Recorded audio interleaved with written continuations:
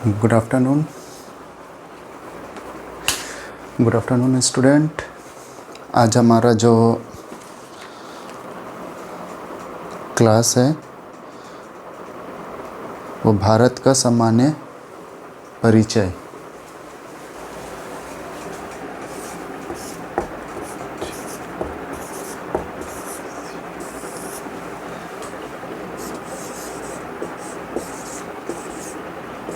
भारत का सामान्य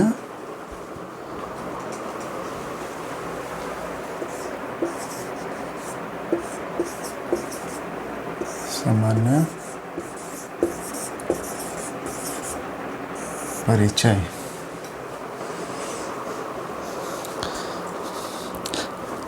परिचय मतलब जो हम लोग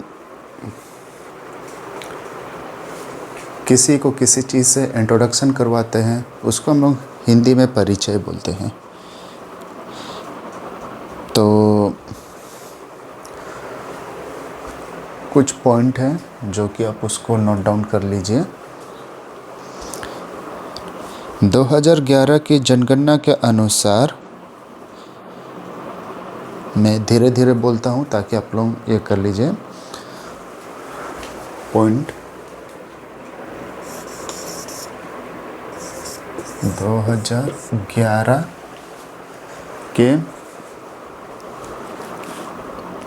2011 की जनगणना के अनुसार भारत की कुल जनसंख्या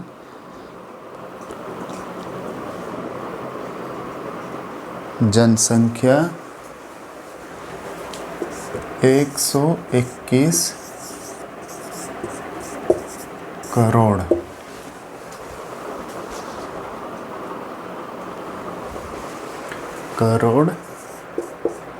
से ज़्यादा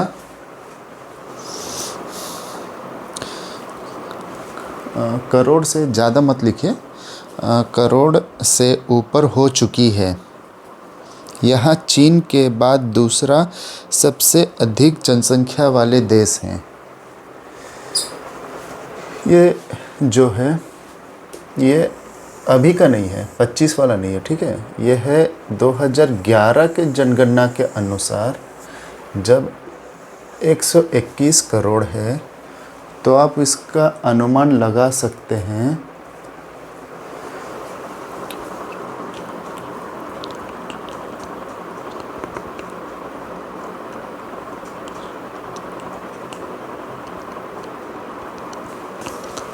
तो इसका आप अनुमान लगा सकते हैं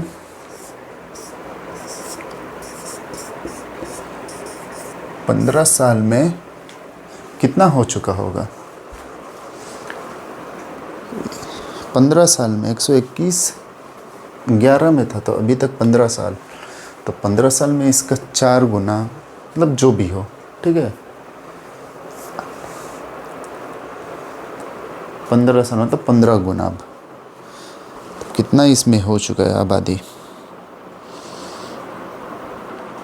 और फिर ये है चीन का, जो है चीन के बाद फिर ये दूसरा कंट्री है जहाँ पर सबसे अधिक जनसंख्या वाले देश। नोट है कुछ, उसको नोट डाउन कर लीजिए।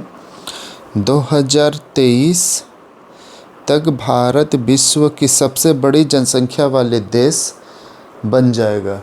2023 में, जो कि 2023 में भारत विश्व का सबसे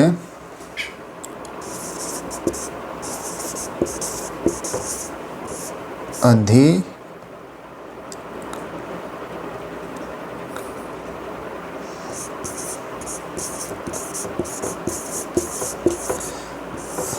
जनसंख्या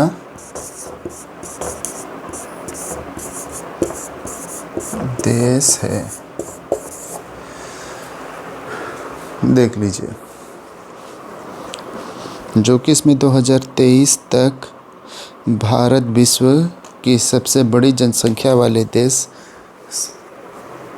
है। फिर इसमें आप फिर अगला नोट में लिखिएगा पॉइंट करके, भारत में विश्व की कुल जनसंख्या का 17.5% निवास करते हैं।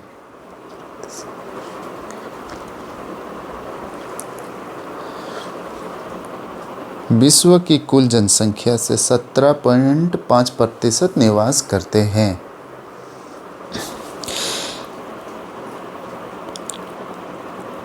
चौथा नंबर में लिखिएगा, क्षेत्रफल की दृष्टि से भारत विश्व का 7वां बड़ा देश है। क्षेत्रफल की दृष्टि से जो है, मैं इसे मिटा देता हूँ। क्षेत्रफल की दृष्टि से भारत विश्व का सबसे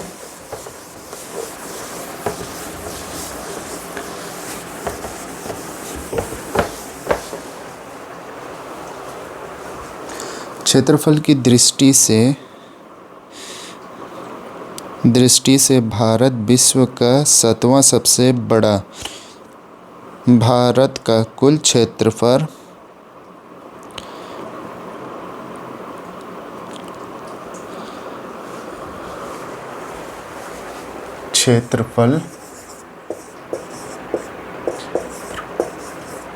फल 32, आप लोग लिख लीजिएगा,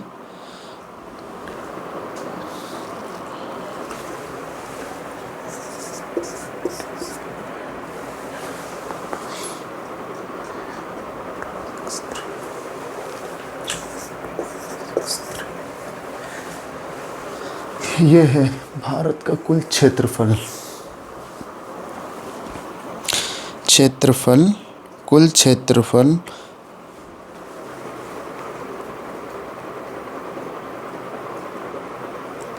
22,87,263 वर्ग किलोमीटर है, जो विश्व के कुल क्षेत्रफल का 2.4% है। अब विश्व का 2.4% है। ये आप लोग नोट डाउन कर लीजिए, जो भी मैं बोल रहा हूँ आप लोग नोट डाउन करते जाइएगा। क्षेत्रफल की दृष्टि से भारत से बड़ा देश, अगर हम लोग क्षेत्रफल की दृष्टि में देखते हैं तो भारत से बड़ा देश कौन कौन सा है, मैं नहीं लिखूंगा, वो आप लोग बोल देता हूँ, आप लोग नोट डाउन कर लीजिए। रूस, कनाडा, संयुक्त राज्य अमेरिका, चीन, ब्राज़ील, ऑस्ट्रेलिया और लास्ट में भारत। फिर अगला पॉइंट में आप लोग अगला पॉइंट देकर फिर लिखिए, भारत की कुल मुख्य भूमि दक्षिण से उत्तर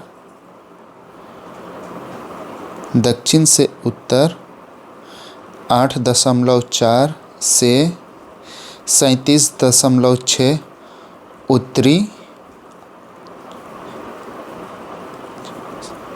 उत्तरी अक्षांश एवं अक्षांश।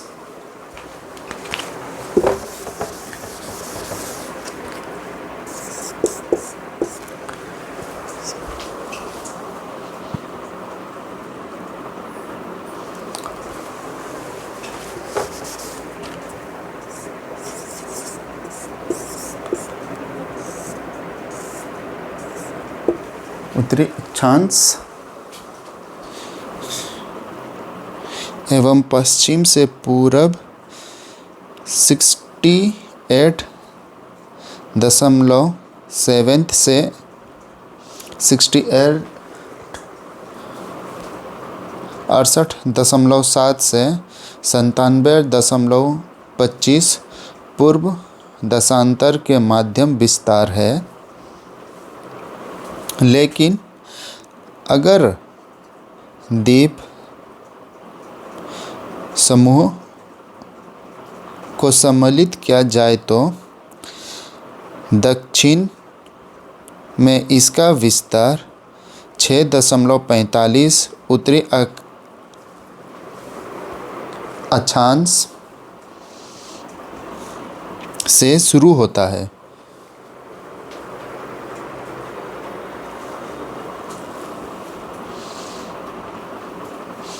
फिर अगला पॉइंट में है, भारत का सबसे दक्षिणतम बिंदु इंदिरा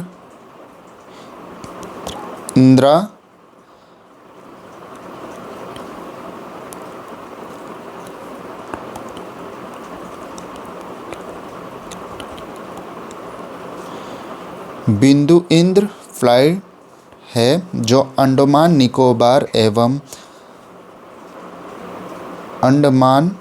निकोबार द्वीप समूह के ग्रेट निकोबार द्वीप का दक्षिणी बिंदु है। इसका बिंदु को पहला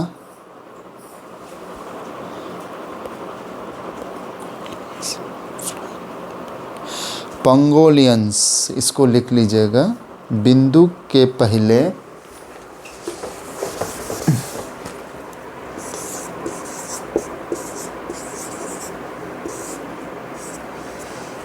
बिंदु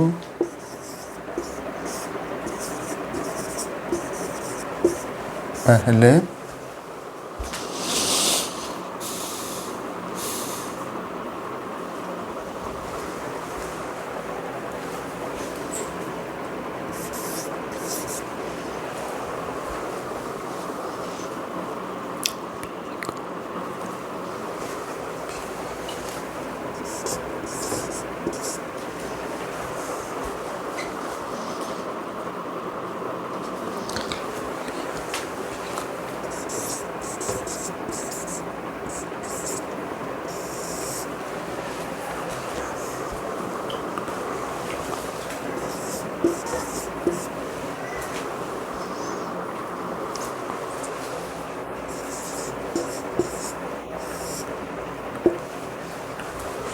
ये लिख लीजिएगा।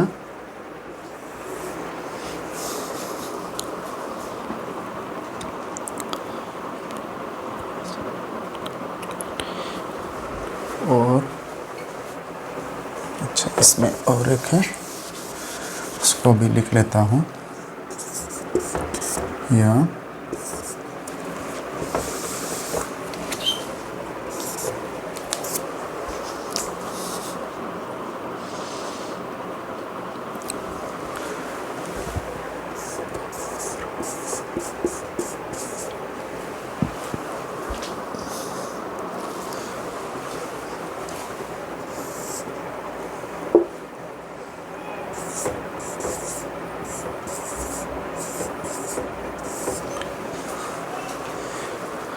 ये हो गया आपका नंबर 1,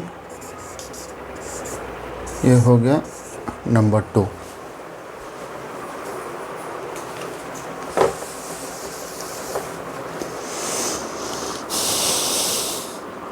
के नाम से जाना जाता है।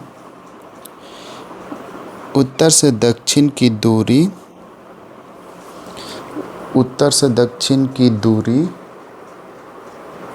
3214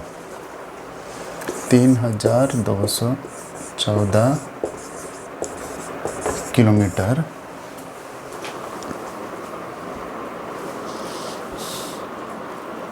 है तथा पूर्व से पश्चिम की दूरी 2933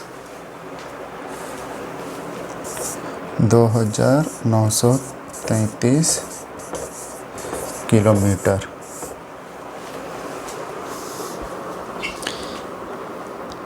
ये कौन सा है?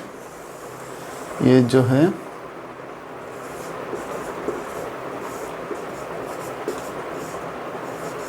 उत्तर से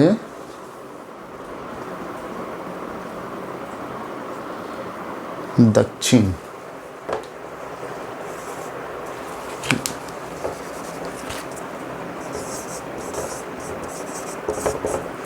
उत्तर से दक्षिण, और ये है पूरब से पश्चिम, पूर्व से पश्चिम, ये हो गया।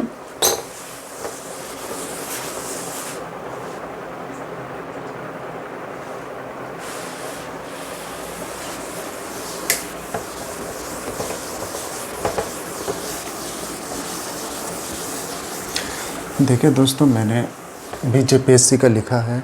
मैं अपना जितना मैंने अपनी तैयारी किया था, मैं उस आधार से मैं आप लोगों को भी करा सकूं, और कुछ कारण से मैं वीडियो अपलोड नहीं कर पा रहा था क्योंकि मेरी तबीयत ख़राब हो गया था एज अ वायरल फीवर। इसी के लिए मैं कुछ समय ऑनलाइन नहीं आया था और ना ही मैं अपना वीडियो अपलोड कर पा रहा था। चलिए, आज से फिर कंटिन्यू रहेगी। अब अगला है नोट देश के अंतिम सीमा बिंदु। देश की नोट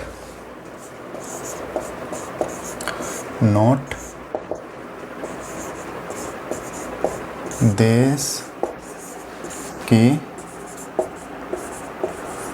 अंतिम, just a minute,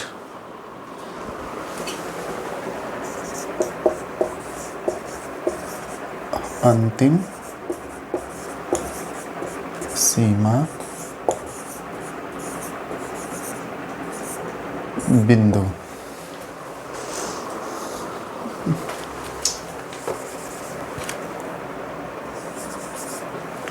बिंदु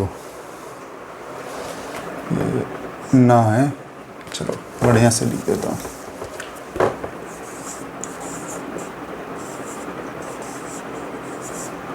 बिंदु, ठीक है, देश के अंतिम सीमा बिंदु।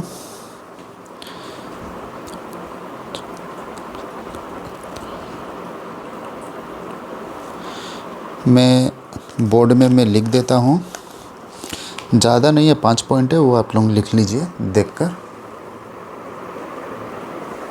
ये जो है नोट करके, सीमा के अंतिम, देश की अंतिम सीमा बिंदु, दक्षिणतम बिंदु इंदिरा पॉइंट, ग्रेट निकोबार द्वीप, सेकंड में है। उत्तरतम बिंदु इंदिरा कोल, लेह लद्दाख।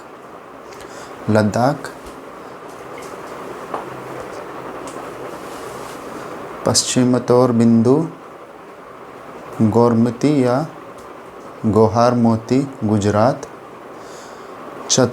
चौथा में है पूर्वोत्तर बिंदु किम्बोंथु, अरुणाचल प्रदेश। पांचवा में है मुख्य भूमि का दक्षिण बिंदु कन्याकुमारी। मुख्य भूमि का दक्षिणी बिंदु कन्याकुमारी, मतलब जो भी अगर कन्याकुमारी या तमिलनाडु, वो भूमि का सेंटर है। और ये जितने भी है, ये सब जो मैं, ये सब जगह का नाम है जो मैं अंडरलाइन कर रहा हूँ, ताकि आप लोग कोई कंफ्यूजन ना हो।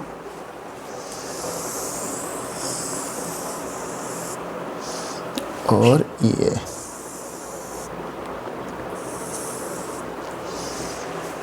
आप लोग नोट डाउन कर लीजिए।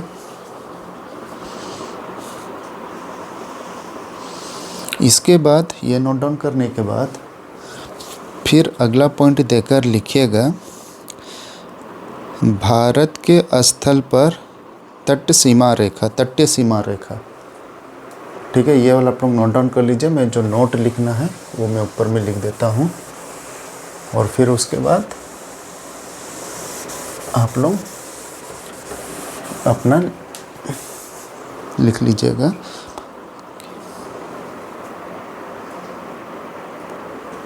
ये जो मैंने आपको ये घेर दिया है, ये अगला पॉइंट है। ये पॉइंट देकर नोट करके आगे आप लोग लिखिएगा। ये नीचे वाला पॉइंट जो है, देश के अंतिम सीमा बिंदु, ये इसमें मत जोड़िएगा कोई भी, ये अगला पॉइंट है, ठीक है। ये जो है, ये नोट लिखकर मैं अगला बोल रहा हूँ, उसको आप लोग नोट डाउन कर लीजिए।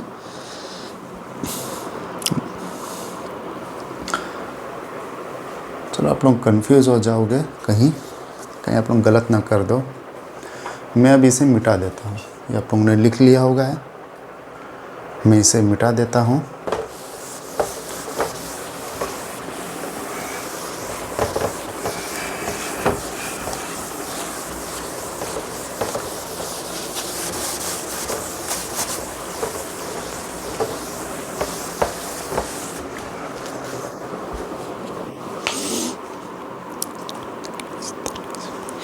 अगला पॉइंट में देकर आप लोग लिखिए, ये भारत की स्थलीय व तटीय सीमा रेखा, भारत की स्थलीय सीमा रेखा की कुल लंबाई लगभग 15,200 किलोमीटर है। भारत की जो सीमा रेखा है वो कितना है? 15,200 किलोमीटर, 200 किलोमीटर है, जिसमें मुख्य भूमि की तटीय लंबाई 6,100 किलोमीटर है। मुख्य भूमि की लंबाई 6,100 किलोमीटर है, ठीक है। नेक्स्ट पॉइंट में लिखे, भारत के 9 राज्य और 4 केंद्र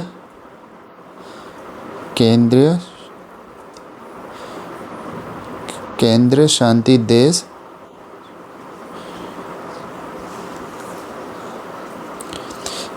भारत के 9 राज्य और 4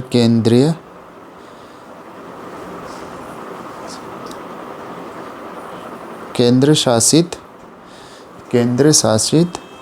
प्रदेश की सीमाएं समुद्री तट रेखा से लगी हुई है। भारत के 9 राज्य और 4 केंद्र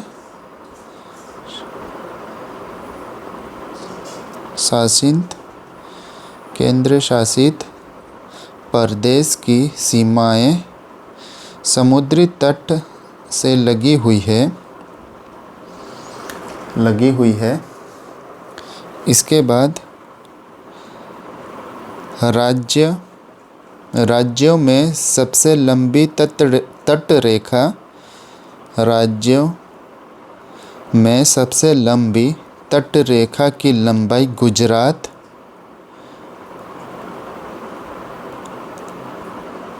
बारह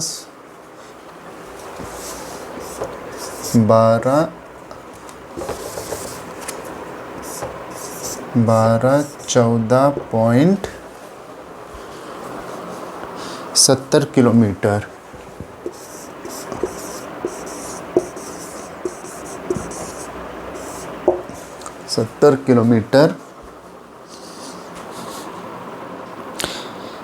तथा सबसे छोटी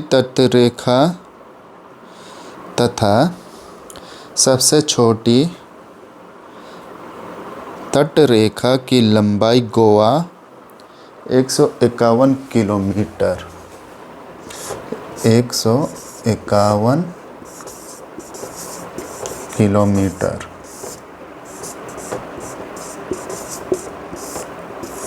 ये हुआ गोवा। अगर आप लोगों को सवाल पूछा जाएगा कि अगर सवाल बनता है कि सबसे छोटी तट रेखा की लंबाई का क्या है सबसे छोटी तटीय रेखा की लंबाई क्या? अगर ये पूरा ऑप्शंस में रहेगा तो आंसर ये होगा 151 गोवा।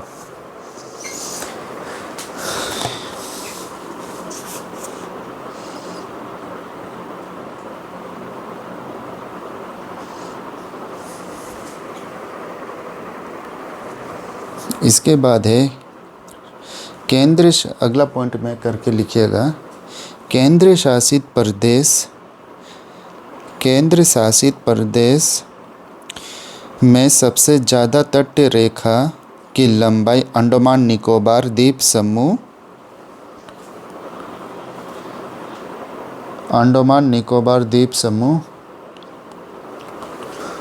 1962, ठीक है,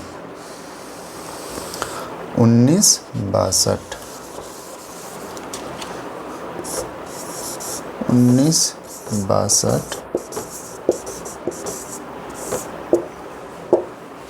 किलोमीटर, 1962 किलोमीटर है। जबकि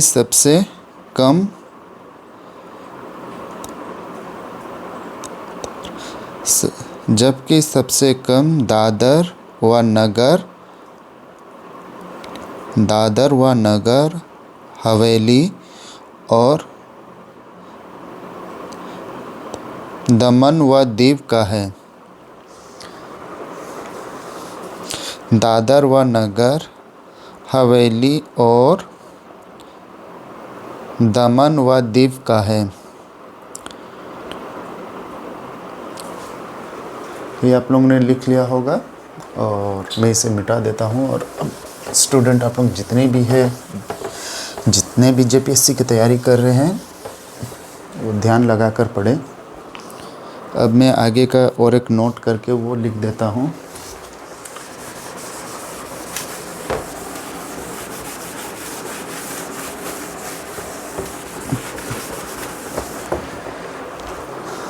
जो कि है ये आप लोग लिख लीजिएगा नोट करके। तटीय रेखा की लंबाई के अनुसार 5 राज्य केंद्र शासित प्रदेश के क्रम निम्न है। अंडमान निकोबार द्वीप समूह 1962, जो कि तभी मैंने बता दिया था। बस ये मैंने ऐसे करके इसको सजा कर फिर वो बना दिया। गुजरात है 1214.70 किलोमीटर, आंध्र प्रदेश 973.70 किलोमीटर, तमिलनाडु है 906.90 किलोमीटर और महाराष्ट्र है 652.60 किलोमीटर।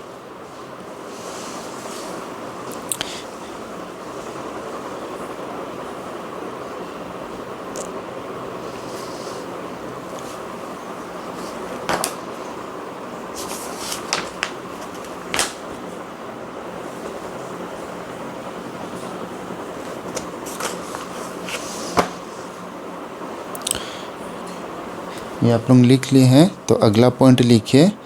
भारत की आकांक्षा विस्तार, आकांक्षा रेखा, अक्षांश रेखा, आकांक्षा बोल रहा हूँ। भारत की अक्षांश रेखा, भारत के अक्षांश विस्तार से। अगला पॉइंट देकर आप लोग लिखिए। अक्षांश रेखा पृथ्वी के केंद्र से विषुवत रेखा के आधार मानकर मापी गई कोणीय दूरी को अक्षांश कहते हैं।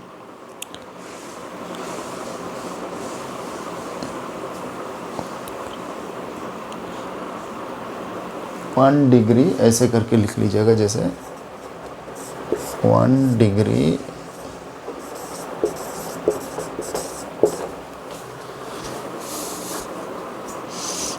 किलोमीटर नहीं है, सॉरी, 1 डिग्री की अक्षांशीय दूरी लगभग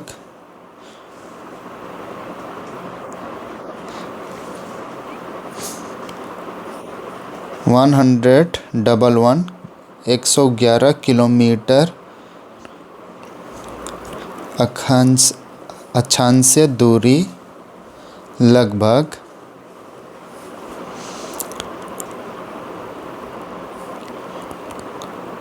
111 किलोमीटर को बराबर होता है। 111 किलोमीटर को बराबर होता है। कर्क, नीचे में फिर लिखिए कर्क रेखा, ऐसे करके लिखना है, कर्क रेखा बाई कर्क वृत्त, इस टाइप से लिखिएगा। सॉरी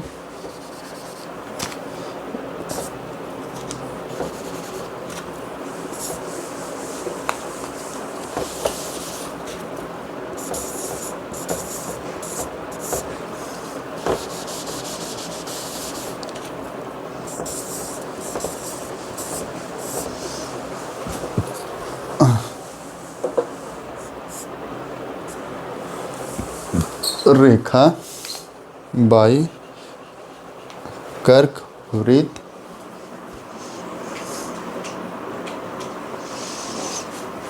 कर्क रेखा की उत्तरी गोलार्ध में विषुववृत्त रेखा, कर्क रेखा उत्तरी गोलार्ध में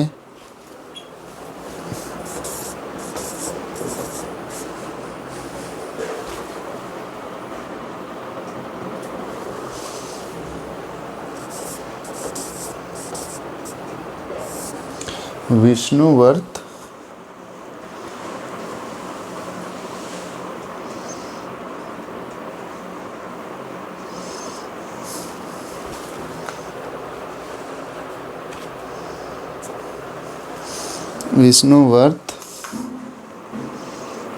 रेखा से 23.5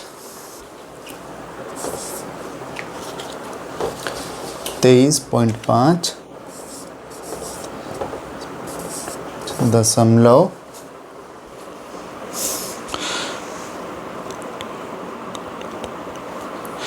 उत्तर की कोणीय दूरी पर स्थित,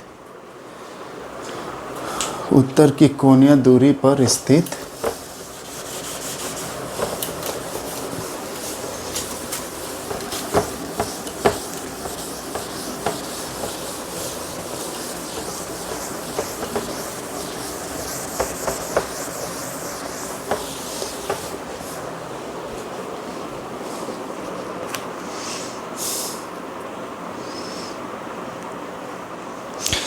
अगला पॉइंट लिखिए, कर्क रेखा भारत के 8 राज्य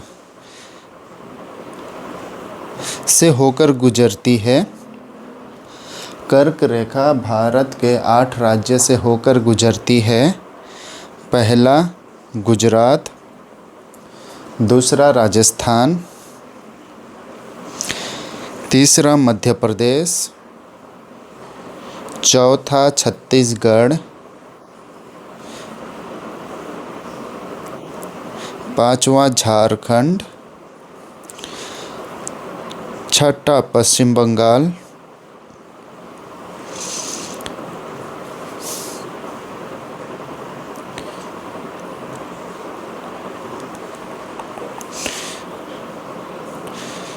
छठा पश्चिम बंगाल लिख लिए, सातवां त्रिपुरा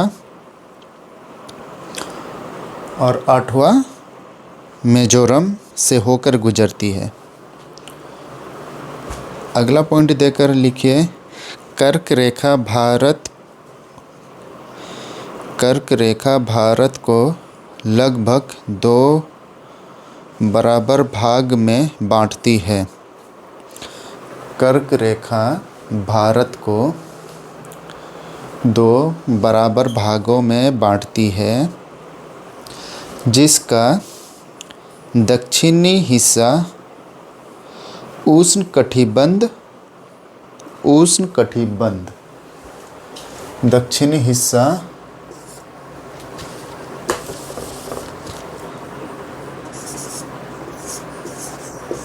उष्णकटिबंध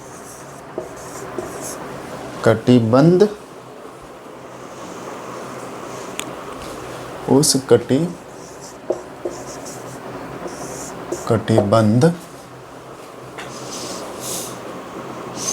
2 बराबर भागों में बांटती है, जिसका दक्षिणी हिस्सा उष्णकटिबंध तथा उत्तरी हिस्सा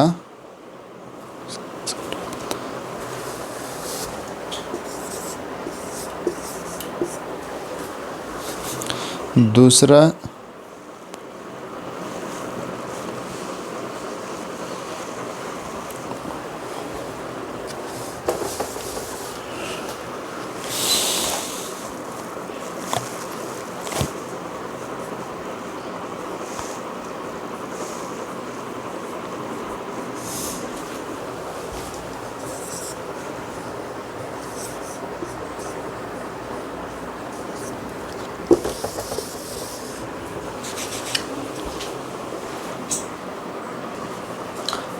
ये हो गया पहला, ये हो गया दूसरा।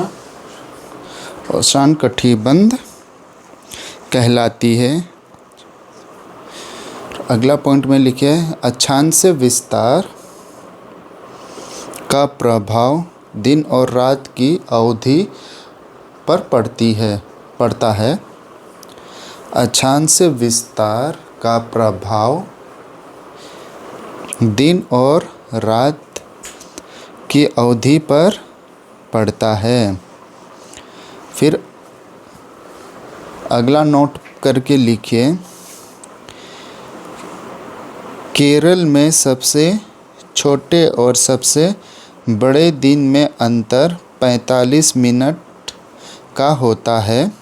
केरल में, ये सब दोस्तों बहुत कोई को नहीं मालूम है, आप लोग जान लीजिए। केरल में सबसे छोटा और सबसे बड़ा दिन में अंतर पड़ता है तो कितना का? 45 मिनट का अंतर पड़ता है। दिन में अंतर 45 मिनट का होता है, जबकि लेह जम्मू कश्मीर में यहाँ अंतर 5 घंटे का होता है। केरल में 45 मिनट और जम्मू और कश्मीर में 5 घंटे। क्यों? क्योंकि जब सूरज निकलता है पूरब से, वो कर्क रेखा में, यह आप लोगों को डायग्राम बनाकर समझाना पड़ेगा, या मैं अपलोड कर दूंगा, वो उससे आप लोग देखकर समझ लीजिएगा।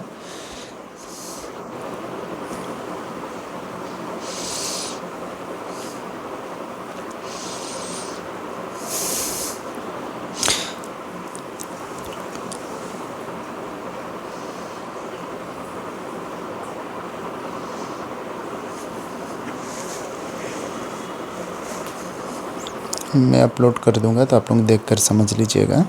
अगला पॉइंट देकर लिखिए, प्रधान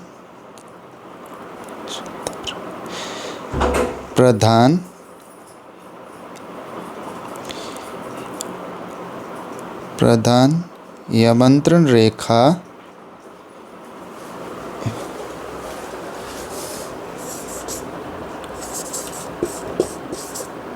प्रधान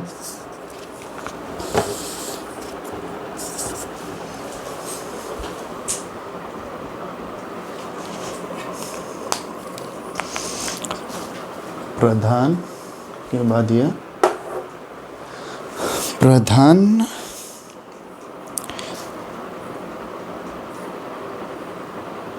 यामांतरण रेखा को पूरब से पश्चिम में स्थित किसी स्थान की कोणीय दूरी देशांतर कहलाती है। देशांतर रेखा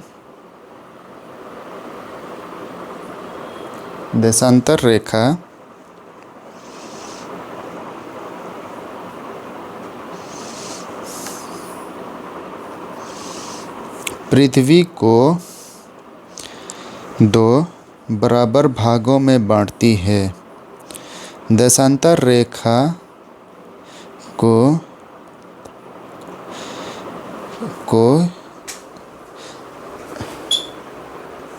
यामांतरण रेखा भी कहते हैं। नोट देकर लिखिए, देशांतरीय दूरी तय करने में पृथ्वी को 4 मिनट का समय लगता है। नोट करके लिखिएगा, देशांतरीय दूरी तय करने में पृथ्वी को 4 मिनट का समय लगता है। पॉइंट देकर लिखिए, 82.5 सेल्सियस, 82.5 ये लिखना है। पूर्व देशांतर भारत के प्रयागराज इलाहाबाद के निकट मिर्ज़ापुर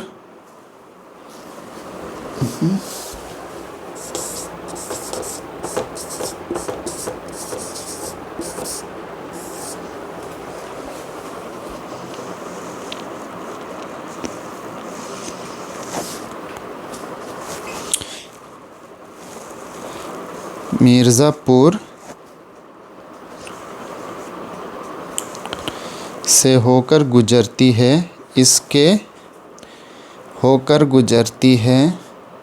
इससे भारत की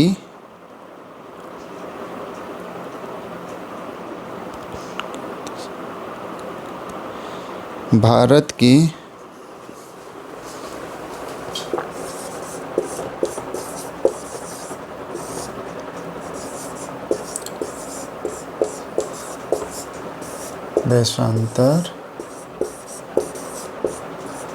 रेखा कहते हैं।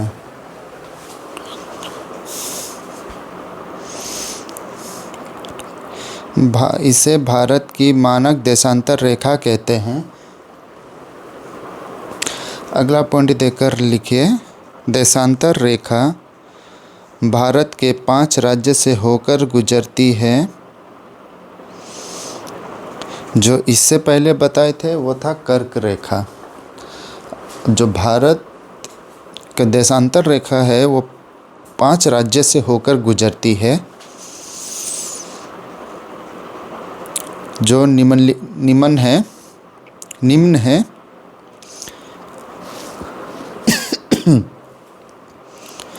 उत्तर प्रदेश, पहला में लिखिए उत्तर प्रदेश, दूसरा मध्य प्रदेश, तीसरा छत्तीसगढ़, चौथा उड़ीसा और 5वां आंध्र प्रदेश।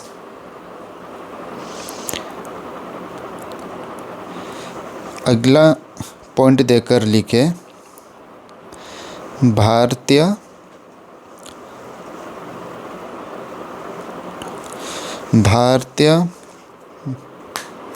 मानक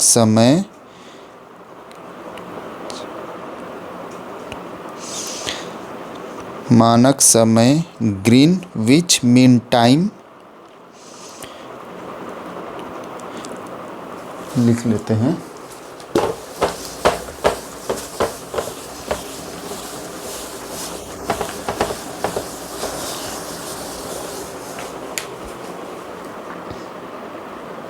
ये लिख लीजिएगा।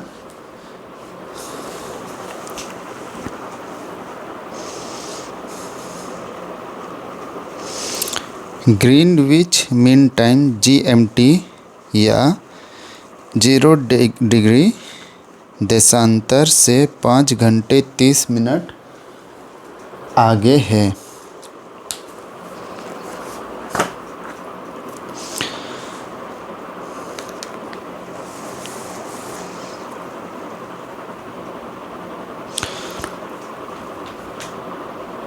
इसके बाद नोट करके लिखिएगा,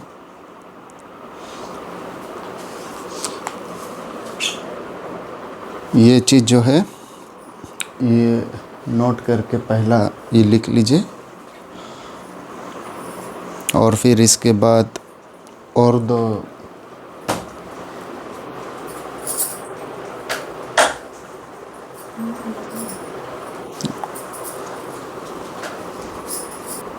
इसके बाद और दो है वो लिख लीजिए। ये लिख लिए आप लोग। दो देशांतर रेखा के बीच सबसे ज़्यादा दूरी भूमध्य रेखा के पास होती है 111 बाई 32 किलोमीटर तथा सबसे कम ध्रुव के पास 0 किलोमीटर। ये भी लिख लीजिए आप लोग।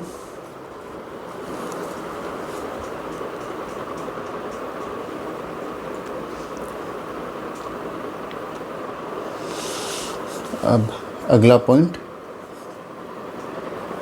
हाँ इसको भी नोट डाउन कर लीजिए। 0 डिग्री प्रधान यमंत्रण से पूर्व की ओर जाने पर समय GMT से आगे और पश्चिम की ओर जाने पर समय GMT से पीछे रहता है। तो दोस्तों आज का हम लोगों का एक चैप्टर कंप्लीट हो गया है। फिर